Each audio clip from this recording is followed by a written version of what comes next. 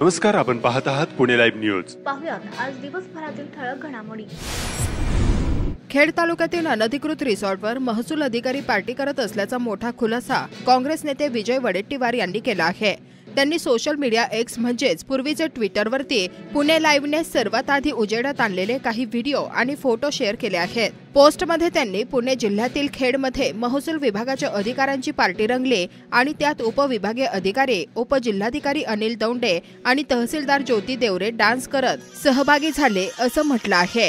त्यामुळे भामा आसखेड धरणावरील हे अनधिकृत रिसॉर्ट आणि त्यावर झालेली रंगारंग पार्टी हा विषय पुन्हा एकदा चव्हाट्यावर आला आहे। दरम्यान आता यावर खेडचे प्रांताधिकारी अनिल दौंडे यांनी खुलासा केलाय। विधानसभा निवडणुकीत चांगलं काम करणाऱ्या कर्मचाऱ्यांचे कामाचे कौतुक व्हावे या अनुषंगाने या पार्टीचे आयोजन करण्यात आले होते।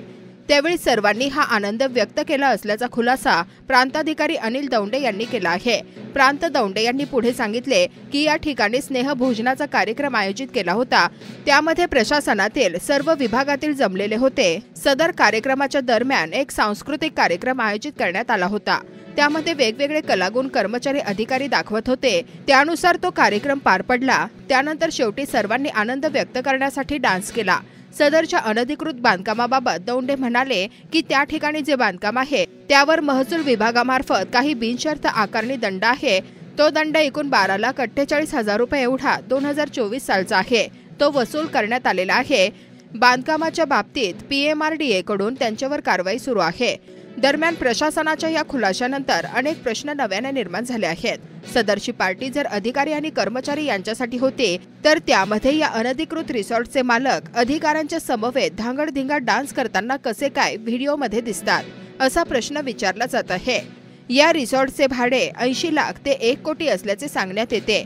मग हे बिल कोणत्या दानशूर व्यक्तीने अदा केले? सदरच्या भामा आसखेड धरणात भराव टाकून उभारलेल्या अनधिकृत रिसॉर्टवर पार्टीसाठी काही प्लॉटिंग व्यवसाय करणारे मोठे मासे देखील उपस्थित असल्याची जोरदार चर्चा खेड तालुक्यात सुरू आहे। या अनधिकृत रिसॉर्ट चालकांचे आणि त्यांच्या छुप्या समर्थकांचे हात वरपर्यंत पोहोचले आहेत। आजवर या अनधिकृत रिसॉर्टबाबत ज्यांनी आवाज उठवला त्यांची तोंडे वेगवेगळ्या प्रकारे पैसे, ठेके, भागीदारी देऊन बंद करण्यात आली। याबाबत माध्यमात बातम्या येऊ नयेत याची पद्धतशीर योजना आखली गेली। काही पत्रकारांनी धाडसाने केलेल्या बातम्या प्रसिद्ध होणार नाहीत याची दक्षता घेतली गेली। त्यामुळे याबाबत सातत्यपूर्ण पाठपुरावा झालाच नाही। मात्र तरीही हा विषय आता चव्हाट्यावर आला आहे। त्यातच आता काँग्रेस नेते विजय वडेट्टीवार यांनी याचा पर्दाफाश केल्याने पुढील काळात तरी या अनधिकृत रिसॉर्टवर कारवाई होणार का याकडे सर्वांचे लक्ष लागले आहे।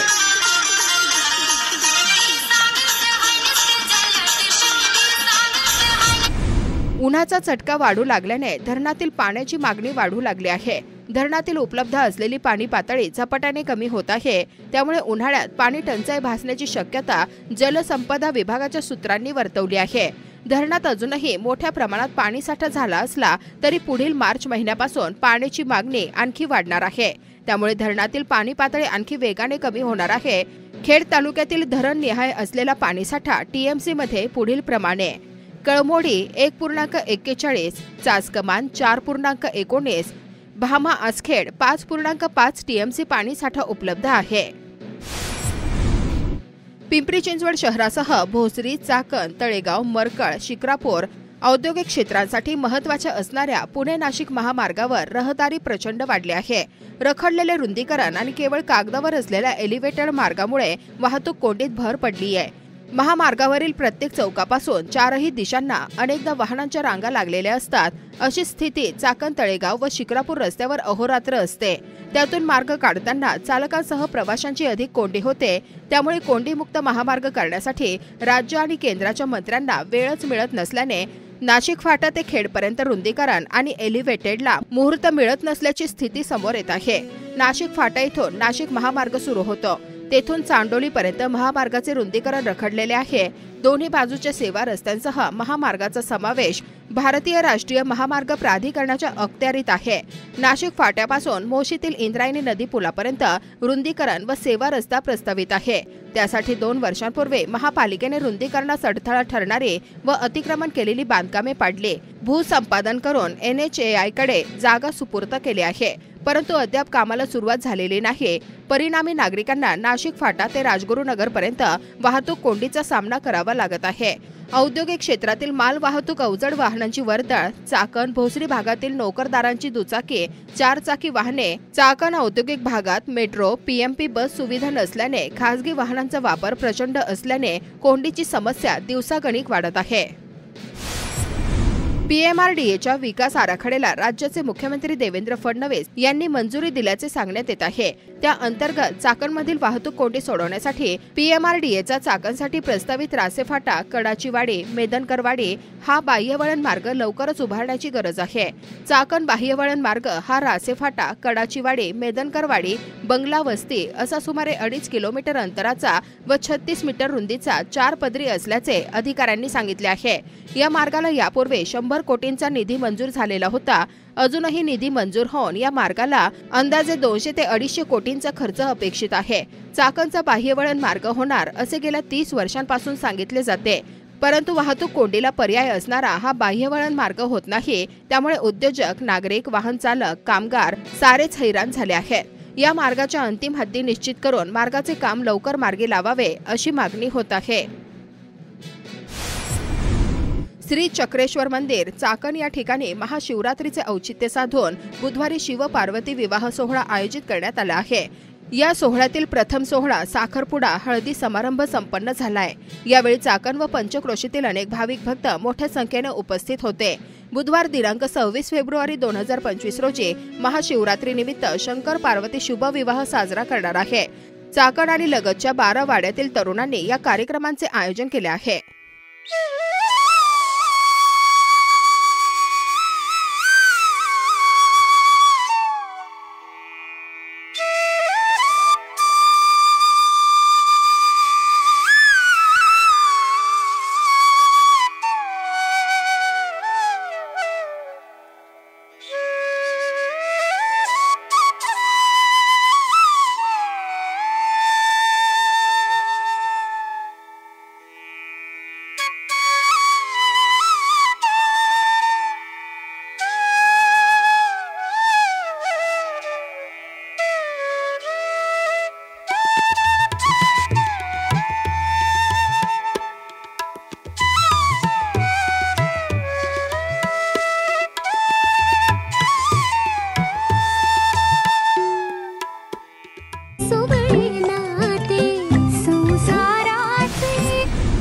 केंद्र शासनाच्या माध्यमातून खेड तालुक्यातील 21वी पशुगणना 25 डिसेंबरपासून खेड पंचायत समितीच्या पशुसंवर्धन विभागामार्फत सुरू करण्यात आली आहे।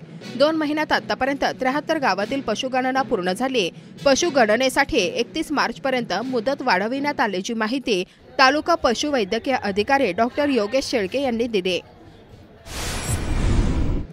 खेड पंचायत समिती आवारात महिला व बाल विकास प्रकल्पाअंतर्गत शासकीय कामानिमित्त येणाऱ्या स्तनदा मातांसाठी तयार करण्यात आलेल्या हिरकणी कक्षाचे उद्घाटन जिल्हा परिषदेचे मुख्य कार्यकारी अधिकारी गजानन पाटील यांच्या हस्ते मंगळवारी 25 फेब्रुवारी रोजी करण्यात आले। खेड तालुक्यातील कडदे प्राथमिक आरोग्य उपकेंद्राचे भूमिपूजन कडदे ग्रामपंचायतीचे उपसरपंच सचिन नाईकडे आणि ग्रामस्थ यांच्या उपस्थितीत संपन्न झाले। गेली अनेक वर्षे कान्हेवाडी, मोहकल आणि कडदे या गावांची आणि गावांच्या वाडे वस्त्यांची मागणी या माध्यमातून पूर्ण झाली आहे। खेड तालुक्यातील आंबोली येथील आरोग्य केंद्राचा कारभार रामभरोसे सुरू असल्याचं स्थानिक नागरिकांनी पुणे लाईव्हला याबाबतचे व्हिडिओ पाठवून कळवलंय। शुक्रवारी 21 फेब्रुवारी रोजी मध्यरात्री आंबोली प्राथमिक आरोग्य केंद्रात एका अत्यवस्थ रुग्णाला कुटुंबियांनी आणलं, मात्र सदर ठिकाणी डॉक्टर गैरहजर होते। त्यामुळे या रुग्णाचा जीव वाचवण्यासाठी कुटुंबियांना मोठा त्रास सहन करावा लागला।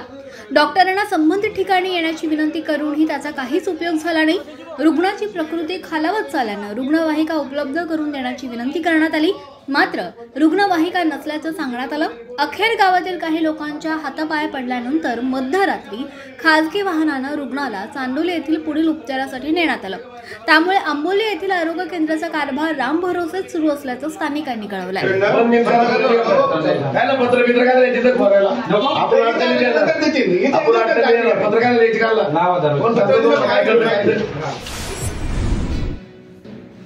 आंदे नगर परिषद आणि पंचक्रोशीतील गावांच्या विविध समस्या आणि विषयांवर आढावा बैठक आमदार बाबा चकाळे यांच्या अध्यक्षतेखाली संपन्न झाली। आळंदी नगर परिषद येथे आळंदी महसुलात असलेल्या सर्व महसुली गावांचा ग्रामपंचायत आणि नगर परिषद यांचा आढावा घेण्यात आला। जी कामं निश्चित केली आहे त्याचा आढावा घेणं आणि नव्यानं कामं नियोजन करणं तसंच समस्यांचे निवारण करण्यासाठी प्रशासनाला सूचना करणं आणि त्या सुटल्या किंवा नाही याचा आढावा सातत्यानं घेण्याचं नियोजन केलं असल्याचं आमदार काळे यांनी सांगितलं। खेड तालुक्यातील सर्व महसूल मंडळ अंतर्गत सर्व महसुली गावे यांना देखील अशा प्रकारे आढावा नियोजन सुरू करण्यात आलं आहे। जनतेनं व्यक्तिगत आणि गावातील कामांची आणि समस्यांची यादी तयार करावी आणि ती संबंधित अधिकारी यांना लेखी पत्राद्वारे द्यावी। अधिकारी यांनी मुख्यालयात राहून त्या समस्या सोडवाव्यात असं आवाहन अधिकारी वर्गाला करण्यात आल्याचं आमदार काळे यांनी सांगितलं। दरम्यान शासकीय अधिकारी आणि कर्मचारी यांच्याकडून सामान्य नागरिकांची पिळवणूक होऊ नये यासाठी आढावा बैठक गरजेची असल्याचं येथे येणारे तक्रारदार नागरिक सांगतात।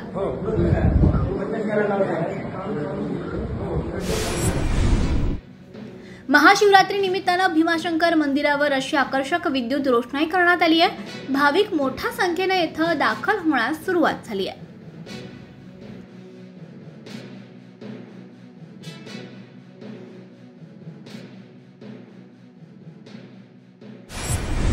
श्री ज्ञानेश्वर विद्यालय व ज्युनियर कॉलेज आळंदी देवाची या विद्यालयात शिवकालीन शस्त्र आणि नाणी प्रदर्शन तसंच शस्त्रविद्या आणि मल्लखांबांची प्रात्यक्षिके संपन्न झाली। विद्यार्थ्यांच्या मनामध्ये असणारं शिवप्रेम आणि शिवप्रेरणा जागृत ठेवण्याच्या उद्देशानं या कार्यक्रमाचं आयोजन करण्यात आलं होतं।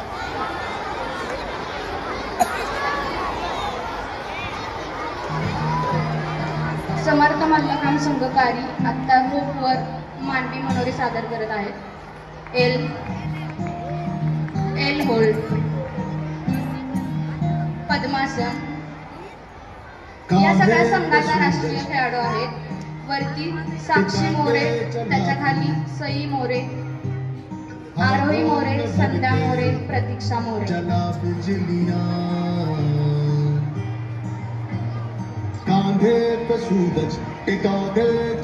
पोल मल्लखांबवर संघाची छोटीशी खेळाडू स्नेहा मोरे सोबत आरोहीने देखील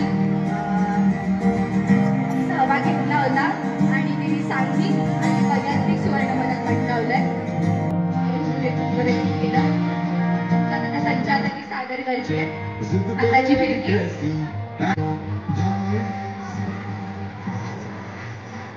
आताची फिरकी, पायाची फिरकी, पाणेगुरूची पकड,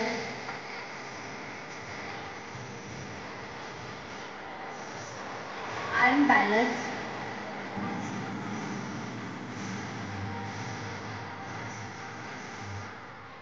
बैठक, धनुरासन,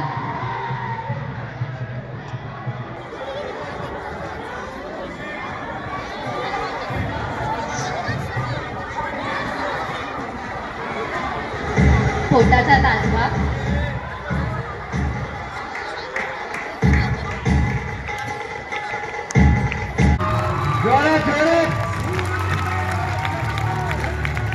आपण आपल्या मुलांना सांगतो उंचावर चढू नको, स्टूलवर चढू नको, टेरेसवर जाऊ नको, छतावर चढू नको, खूप पडशील, अशी मुलांना आपण कायम भीती घालत आलोय। प्रत्येक गोष्टीची मुलांना भीती, इकडे जायचं नसतं, तिकडे जायचं नसतं, इकडे भूत असतं, अशी भीती घालणं चुकीचं आहे आम्हाला वाटतं। आम्ही आमच्या संस्थेमध्ये येणाऱ्या कोणत्या भोपाळ येथे झालेल्या all India inter university national कॉम्पिटिशन्समध्ये विशाखा देशमुख तिने तिच्या संघाचं म्हणजे केबीबी युनिव्हर्सिटीचं नेतृत्व केलं होतं।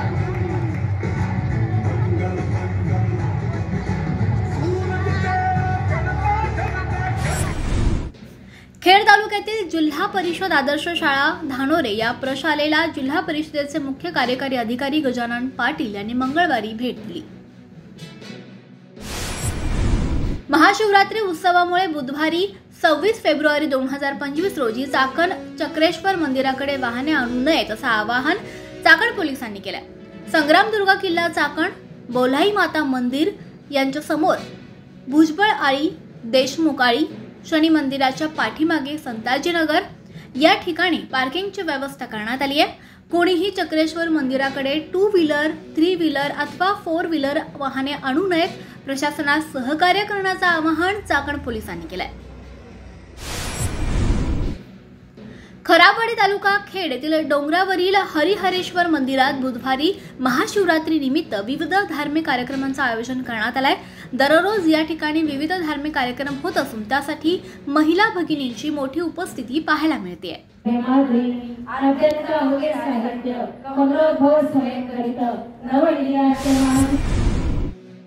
चाकणमधील केमार्ट दुकानात मध्यरात्री शिरलेल्या चोरट्यांनी मोठा डल्ला मारल्याची घटना समोर आली आहे। याबाबतचा सविस्तर तपशील अद्याप समजू शकला नाही।